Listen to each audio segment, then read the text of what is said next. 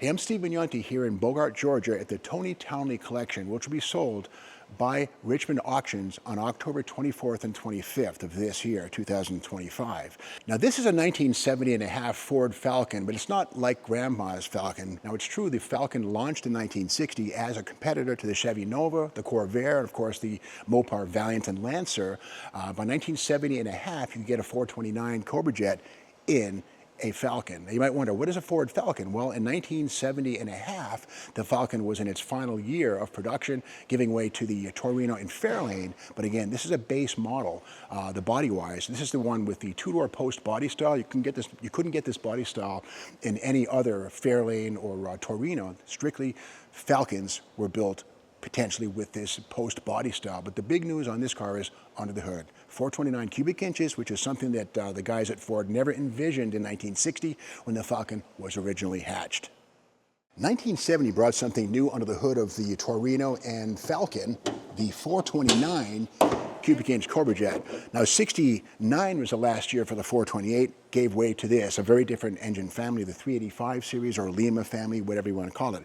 But this is the ultimate expression, the Cobra jet with solid lifters, 11.3-to-1 compression, and 4-bolt main caps, a tough engine. This one, of course, has the ram air shaker induction right here.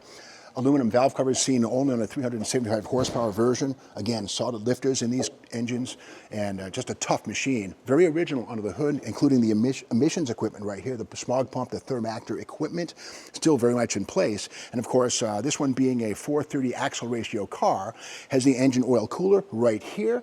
And the idea with that is to keep the oil thick for better lubricity when it gets hot, and so the engine oil cooler makes that possible. Also, there's the engine RPM limiter right here, and again, a nice restoration of an original Arizona car.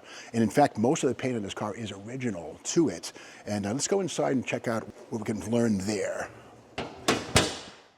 And inside this 70 and a half Ford Falcon, it was built specifically for acceleration. Less is more, no luxury amenities of any kind. Vinyl bench seat, no buckets, no console. Again, radio delete, so the radio might have weighed 4 pounds. Well, that slows your car down, you get rid of it. So this is a factory radio delete car. Of course, 4-speed close ratio top loader transmission. And the biggest thing on this thing is the rear axle ratio. It's a 430 ratio with a Detroit locker differential in there, not a track lock, a Detroit locker, the ratcheting differential. And this is meant for acceleration, a mean, lean muscle machine. Let's go inside the trunk and see what we find there. And inside the trunk, we'll find lots of detail and correct appearances. And here it is here. The original Calypso coral paints, original to this car, largely unrestored exterior paint, and inside here is original to the car, including the orange painted 14x7 wheels, the poverty wheels, and inside the trunk mat, everything in here is very beautiful.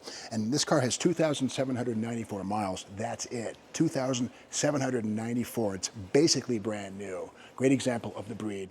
And here's the mileage report, which authenticates what the car was originally born with. We see right here, it was built at Atlanta, the J code 428 ram air engine Cobra jet, which has 11.4-to-1 compression, 375 horsepower with solid lifters, mechanical choke on that Holley 780 CFM carburetor.